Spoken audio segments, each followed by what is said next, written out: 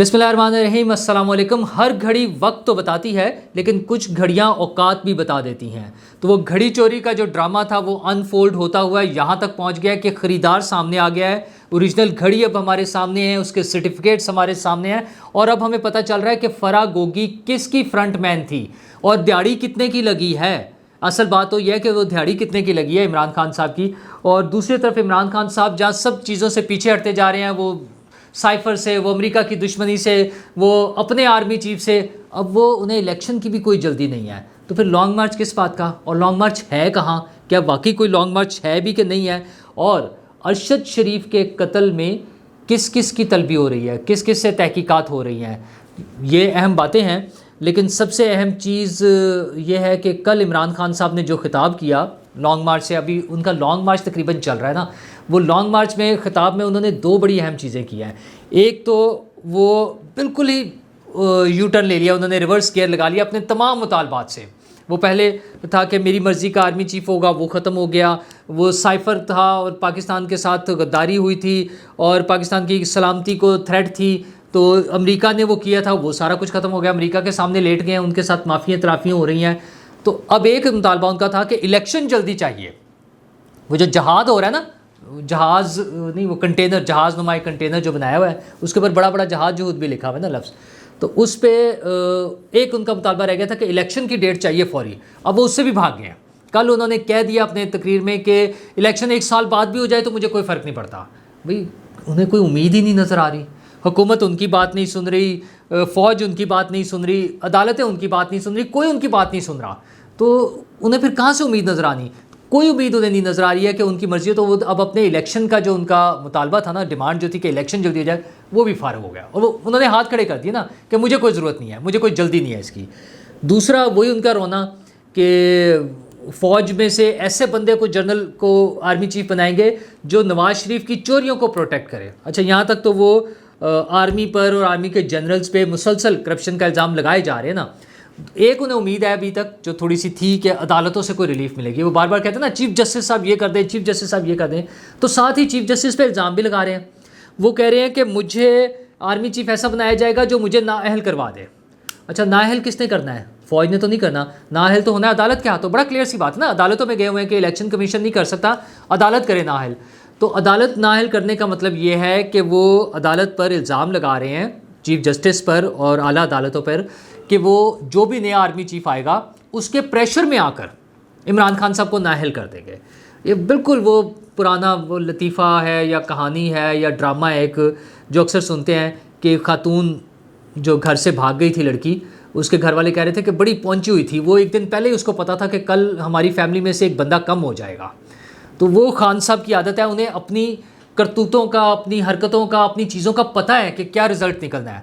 उन्हें पता था कि वो आ रही है, अदम एतमाद आ रही है, अदम एतमाद आ गई। उन्हें पता था उनकी छुट्टी हो रही है, छुट्टी हो गई। अब उन्हें पता है कि उन्होंने नाअहल होना है, तो वो उसका मलबा किसी पर तो डाल रहे हैं। तो वो एक तो आर्मी पर डाल रहे हैं बराह रास्त के, आर्मी चीफ जो भी बनेगा, जो भी जनरल होगा, उनके हिसाब से इससे फ़र्क नहीं पड़ता, क्योंकि उनके ख्याल में सभी करप्ट हैं और सब पोलिटिसाइज हैं और वो सब उन्हीं को नाअहल करने के लिए आ रहे हैं, क्योंकि अभी तो नहीं पता ना कि किसको बनाना है।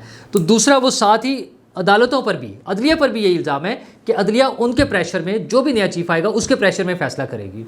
ठीक है, खान साहब अगर ऐसा समझते हैं तो अदलिया जाने और खान साहब जाने। अदलिया में तो बहुत सारे केसेस हैं, ऑलरेडी हैं। आज कल भी केस था जो इलेक्शन कमीशन की तौहीन के हवाले से है, उसमें चीफ जस्टिस साहब खुद उसको हेड कर रहे हैं। उनके साथ जस्टिस आयशा मलिक और जस्टिस अतर मिनल्ला हैं उस बेंच में, और उन्होंने नोटिस कर दिया, इमरान खान साहब को नोटिस हो गया हुआ है। तो इमरान खान साहब हैं, असद उमर साहब हैं, फवाद चौधरी साहब हैं, ये सारे लोग जो हैं उनको नोटिस चला गया है। तो वो आएंगे तो पता चलेगा कि उसमें क्या कहते हैं। लेकिन ये कि उनका जो लॉन्ग मार्च चल रहा है वो है कहाँ?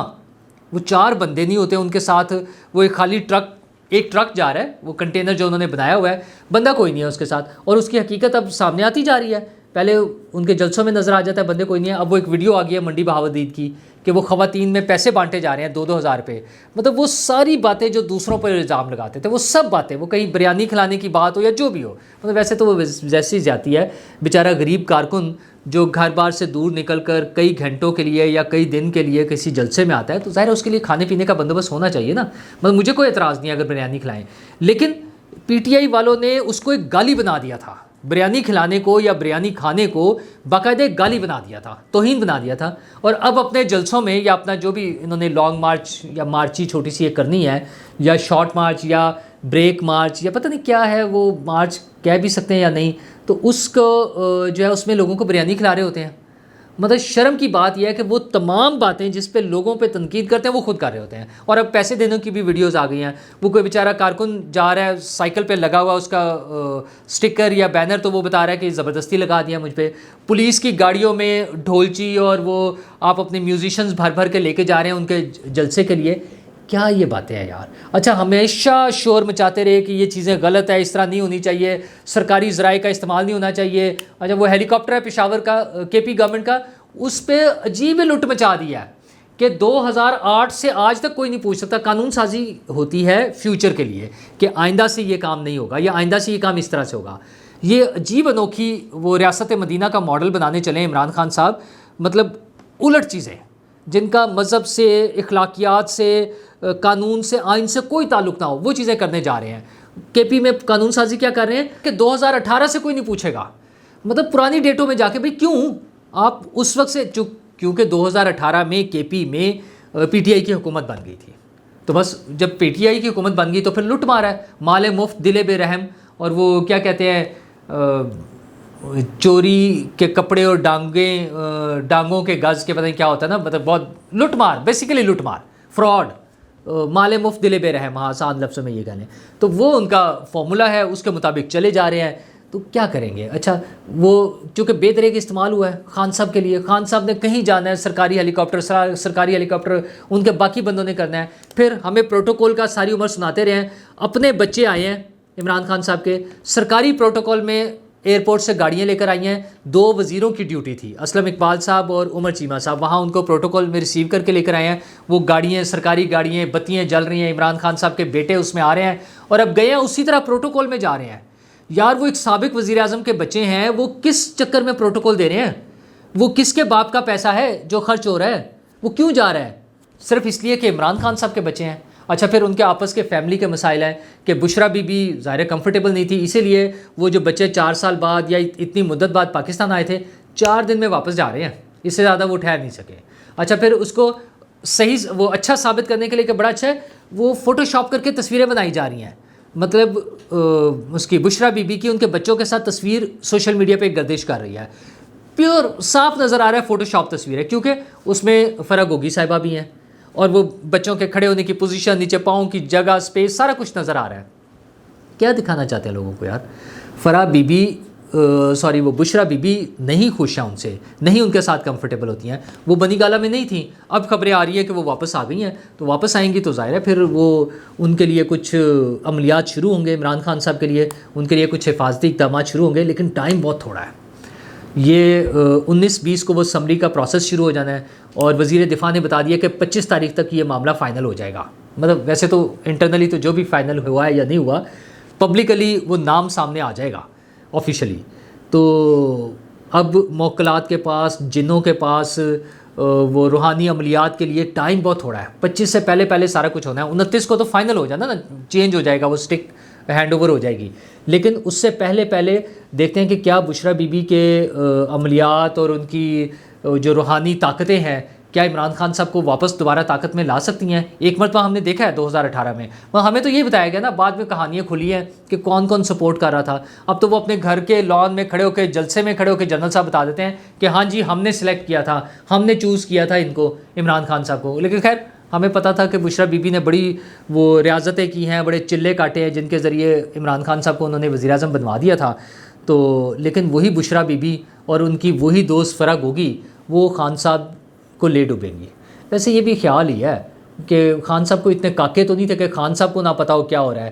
وہ جو چوری ہوئی تھی نا گھڑی توشہ خانے والی، اور اس کی باتیں کتنی کھل کے سامنے آ گئی. اب کل رات سے دیکھ رہے ہیں کہ وہ جو اس کے خریدار تھے عمر فاروق صاحب، دبئی میں ایک پاکستانی ہے بزنس مین، انہوں نے وہ گھڑی خریدی.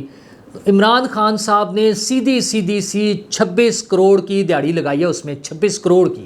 28 کروڑ میں وہ بکی ہے گھڑی عمر فاروق صاحب نے. ان کے خیال میں تو یہ اس سے ڈبل سے بھی زیادہ کی گھڑی تھی، لیکن انہوں نے 28 کروڑ میں خرید لی. اچھا چوری کا مال ہوتا ہے نا تو پھر سستے داموں نکل جاتا ہے. وہ آپ نے ایک ڈرامہ بھی دیکھا ہوگا نا، اسٹیج ڈرامے میں وہ کہتا ہے گھڑی بھیج دو، میں نے تو 90 روپے کی بھیج دی تھی، چوری کا مال. تو وہ عمران خان صاحب نے شہزاد اکبر صاحب کے ذریعے وہاں رابطہ کیا اور پھر فرح گوگی صاحبہ لے کے گھڑی پہنچی. اچھا پہلے اس سے پہلے فرح گوگی کون ہے؟ فرح گوگی کے بارے میں جب سٹارٹ ہوئی باتیں تو فواد چودھری صاحب کا ٹویٹ موجود ہے. انہوں نے کہا ہم تو انہیں جانتے بھی نہیں یہ کون ہے، وہاں اتنے سارے لوگ آتے ہیں ہمیں نہیں پتہ کون ہے. اچھا اب جب وہ چلی گئی حکومت تو ریکارڈ چیک ہوا پرائم منسٹر ہاؤس کا، تو ان کے ریکارڈ میں فرح گوگی صاحبہ فیملی ممبر کے طور پر رجسٹر ہیں تاکہ ان کی گاڑی روٹین میں چیک نہ ہو روز آنے جانے میں.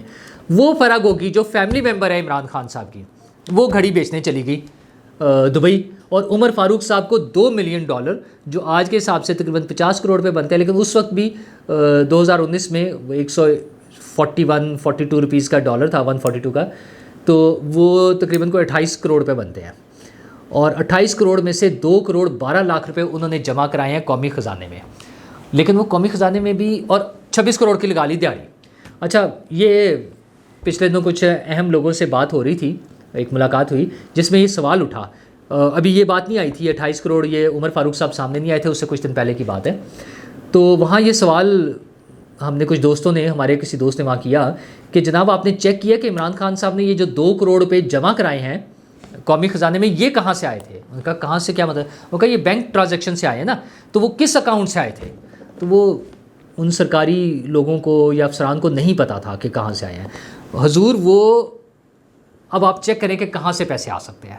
یہ 28 کروڑ روپے انہوں نے وصول کیے دبئی میں کیش، اس میں نا درہم میں 7.5 ملین درہم جو ہے انہوں نے وصول کیے. اور اس کے بعد پاکستان میں پیسے ٹرانسفر ہوئے ہیں. کتنے ٹرانسفر ہوئے ہیں؟ وہ اس میں سے 2 کروڑ روپے سرکاری اکاؤنٹ میں آئے ہیں، اور وہ 2 کروڑ روپے ایک منی ایکسچینج والے یہ جو کر رہے ہیں نا باہر بیٹھے ہوئے ہیں ان کے ذریعے یہ بھجوائے گئے ہیں. تو کیا خوبصورت سسٹم ہے کہ آپ نے 28 کروڑ کی چیز بیچ کے 2 کروڑ روپے، وہ بھی پتہ نہیں بیچارے نے خود سے دیے ہوں گے یا کیسے ہوں گے، اور وہ ہنڈی کے ذریعے پیور وہی کام.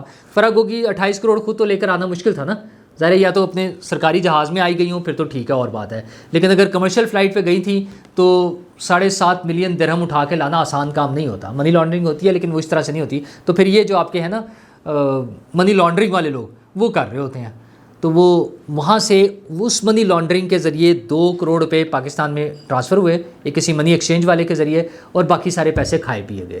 تو کوئی عمران خان صاحب سے پوچھ سکتا ہے کہ وہ پاکستانی خزانے کو جو نقصان پہنچانا ہے، وہ جو پاکستانی خزانے میں پیسے جمع ہونے چاہیے تھے، وہ جو ہمیں امانت کے، دیانت داری کے اور پتہ نہیں کیا کیا چیزیں ہمیں سنا رہے ہوتے ہیں، مذہب کے اور نبی کریم صلی اللہ علیہ وسلم کے حوالے دیتے ہیں، صحابہ کرام کی باتیں کرتے ہیں، اس دور کی دیانت داری کی باتیں کرتے ہیں، اور خود ایک گھڑی بیچنے میں ایک گھڑی دیں جو وقت بتاتی ہے اس نے اوقات بتا دی ہے. اور لیکن کچھ لوگوں کی آنکھوں پر ابھی بھی پٹی بندھی ہے. وہ کہتے ہیں یہ مینپولیٹڈ ہے، وہ بندہ کیوں سامنے آ گیا، آج اچانک کیوں آ گیا؟ وہ بھائی جان آج ہی تو آنا تھا. اچھا اور اس بندے کی جب یہ پی ٹی آئی نے ظاہر ہے اس پہ ٹرولنگ شروع کر دی ہے، ان کے وہ فیصل واڈا صاحب کے ساتھ اس کی تصویر لگا دی ہے، عمر فاروق کی ایک تصویر آ گئی ہے فیصل واڈا کے ساتھ، اور وہ شو کرنا چاہ رہے ہیں کہ جس طرح فیصل واڈا عمران خان کے خلاف کام کر رہے ہیں اسی طرح یہ بھی فیصل واڈا کے خلاف کام کریں. فیصل واڈا نے بتا دیا کہ میرے آفس میں یہ میٹنگ ہوئی تھی اور وزیر اعظم کے آفس کی ہدایت پر میٹنگ ہوئی تھی. تو وزیر اعظم صاحب یہ آپ کی فرنٹ مین فرح گوگی صاحبہ یہ آپ کے آفس کے کہنے پہ، تو وزیر اعظم سابق وزیر اعظم صاحب عمران خان صاحب ان کے پاس ایک ہی راستہ بچا ہے جو کہ ایکسپیکٹڈ ہے. فائنلی انہوں نے ایک دن اعلان کرنا ہے کہ یہ ساری کرپشن جو ہے بشرا بی بی نے کی تھی اور میں پاک صاف ہوں، میرا کوئی تعلق نہیں. انتظار کرتے ہیں یہ ڈرامہ کب شروع ہوتا ہے. شکریہ.